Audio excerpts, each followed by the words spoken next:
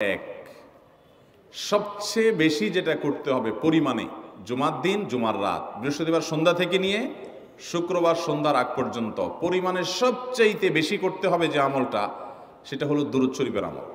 নবী করিম সাল্লাল্লাহু আলাইহি ওয়াসাল্লাম বলেছেন, আকসিরু আলাইয়া মিনাস সালাতি মিন ইয়াউমিল জুমআতি ওয়া লাইলাতিল জুমআহ, তোমরা জুমার দিন এবং জুমার রাতে আমার প্রতি বেশি বেশি দুরূদ পাঠ করবে, দুরূদ প্রেরণ করবে।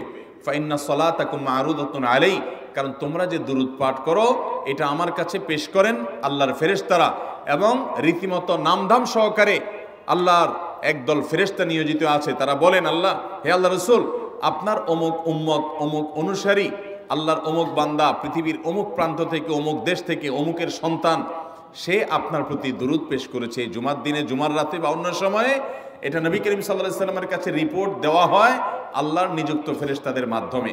এই জন্য শুক্রবার দিন এবং রাত, অর্থাৎ বৃহস্পতিবার সন্ধ্যা থেকে নিয়ে শুক্রবার সন্ধ্যা পর্যন্ত এই 24 ঘন্টার মধ্যে নবী করিম সাল্লাল্লাহু আলাইহি ওয়াসাল্লামের ভাষ্য খেয়াল করেন, আকসিরু আলাই, ওলামা একরাম জানেন করিম সাল্লাল্লাহু আলাইহি ওয়াসাল্লাম বৃহস্পতিবার সন্ধ্যা শুরু হলে শুক্রবার সন্ধ্যার আগ পর্যন্ত বেশি পরিমাণে করতে বলেছেন যে কাজটা, সেটা হলো দুরূদ শরীফের আমল। দুরূদের এই আমলটা, এটা করার জন্য আল্লাহ তাআলা এমন সহজ করে দিয়েছেন যে ওযুর প্রয়োজন নাই। আপনার ওযু নাই, তারপর আপনি দুরূদ পাঠ করতে পারবেন। এবং আপনি এই বড় দুরূদ পড়ার মতো সময় নাই, তো আপনি একেবারে সবচেয়ে সংক্ষিপ্ত দুরূদ পড়েন সাল্লাল্লাহু আলাইহি ওয়াসাল্লাম, তাতেও দুরূদ পাঠের সওয়াব পাবেন।